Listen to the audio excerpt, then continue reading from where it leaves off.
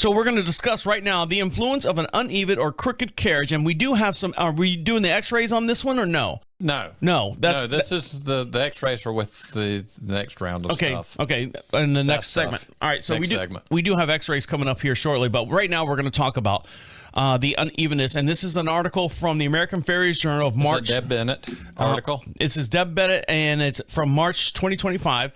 And what are we talking about? What is Deb Bennett talking about, or Bennett talking about? Bennett. The alignment of the body and the effects on the hoof. And I did have the pleasure of going and listening to Deb Bennett at the Hoof Care Summit. I actually got to sit down to dinner with her a little bit, and it was interesting because I've always followed some of her stuff, and she's written some interesting articles and definitely gives you something to think about. But the whole thing with the body alignment and the shape of the hoof, and she talks about the hoof being shaped like a cone, and the pitch of the cone as far as into the ground.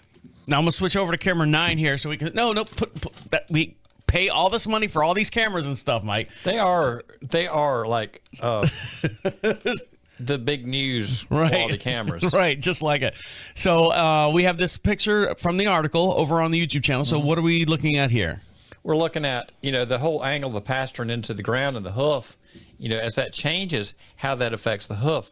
But if you take that a step further and you go up into the shoulder and you look at the angulation between the shoulder joint and the elbow joint and what the pressure that has on the ulna on the back of the leg, and your deep flexor attaches there, and the deep flexor muscle comes all the way down and attaches into the bottom of your coffin bone.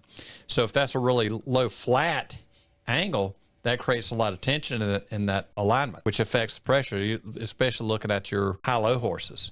If you look at that alignment in the shoulder from left to right, it could be very different. And to get a horse to move straighter, we need to get that to even out in the upper body, and that's a bad posture thing.